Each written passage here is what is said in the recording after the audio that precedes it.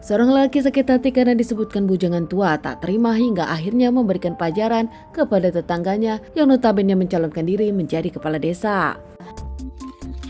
Kejadian kisah nyata yang aku bahas kali ini terjadi di Ogan Ilir, Sumatera Selatan. Seorang calon kepala desa ditemukan didor di rumahnya sendiri saat itu oleh lelaki yang ternyata memakai penutup kepala. Ternyata motifnya karena sakit hati, ucapan dari seorang calon kepala desa tersebut dan ayahnya. Seorang lelaki bernama Arpani berusia 53 tahun tinggal di Ogan Ilir bersama sang ibu dan juga istrinya.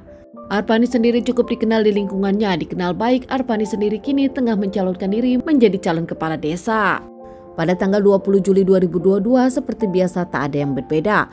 Arpani pun usai sholat subuh, dirinya pun nongkrong di ruang tamu. Sementara sang istri dengan ibundanya masak sarapan untuk keluarganya dan ada di dapur.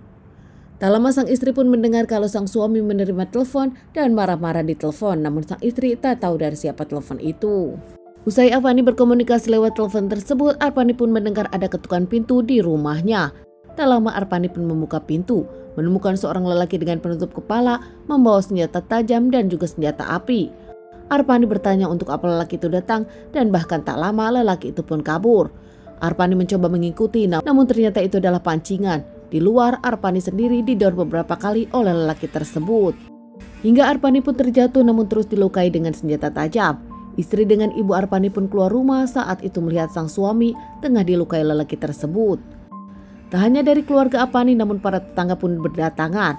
Saat itu para tetangga melihat kejadian ini. Namun tak lama, lelaki tersebut memilih kabur. Sudah coba dikejar para warga namun menghilang tak tertangkap warga. Kembali warga pun fokus kepada Arpani dan keluarganya hingga tak lama melaporkan kejadian ini kepada pihak kepolisian. Tak lama polisi datang diiringi tim Inapis. Hasilnya ada 2 dor dan juga luka senjata tajam. Hingga Arpani pun dibawa ke rumah sakit untuk dilakukan otopsi. Sementara pihak kepolisian menyelidiki kasus ini, namun ternyata pelaku tak terendus. Pihak kepolisian pun masih berusaha dengan mengumpulkan barang bukti yang ada. Di awal banyak yang menduga kalau permasalahan ini pasti gara-gara pencalonan kades, mengingat ada 5 calon lainnya. Namun setelah diselidiki pihak kepolisian tak menemukan ada kaitannya dengan pencalonan kades. Pihak kepolisian pun mendapatkan info dari tetangga dan warga, namun tetap tak menemukan titik temu hingga terus bekerja keras. 4 bulan setelah kejadian ini pihak kepolisian curiga kepada salah satu saksi yang pernah dimintai keterangan. Warga pun menemukan seorang lelaki dengan penutup kepala dekat di rumah Arpani. Saat itu warga pun mengejar dan berhasil diamankan. Pihak kepolisian pun saat itu langsung datang. Lelaki tersebut ternyata bernama Romli 45 tahun. Ternyata Romli adalah tetangga mereka, bahkan rumahnya tak jauh dari Arpani. Romli pun mengakui dirinya hendak menghabisi ayah dari Arpani. Mengaku dirinya sakit hati kepada Arpani dan juga ayahnya.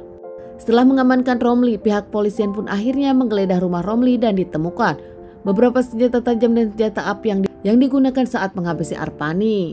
Romli pun menyebutkan membeli pistol tersebut 4 juta dari hasil menjual emas. Saat diamankan, Romli mengakui motifnya karena kesal dan sakit hati kepada Arpani dan juga ayahnya. Saat itu Romli pun disebut bujangan tua oleh Arpani dan ayahnya. Memang bukan rahasia lagi kalau Romli berusia 45 tahun tinggal bersama keluarganya. Romli sendiri belum menikah, dirinya bujangan dan belum pernah punya pacar.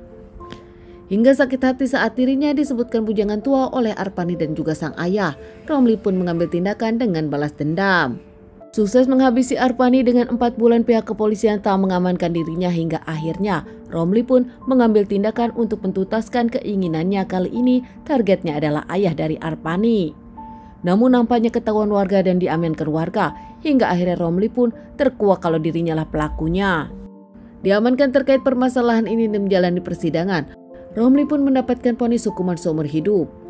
Keluarga dari Romli tak menyangka dan tak tahu kalau Romli sakit hati oleh Arpani dan juga sang ayah.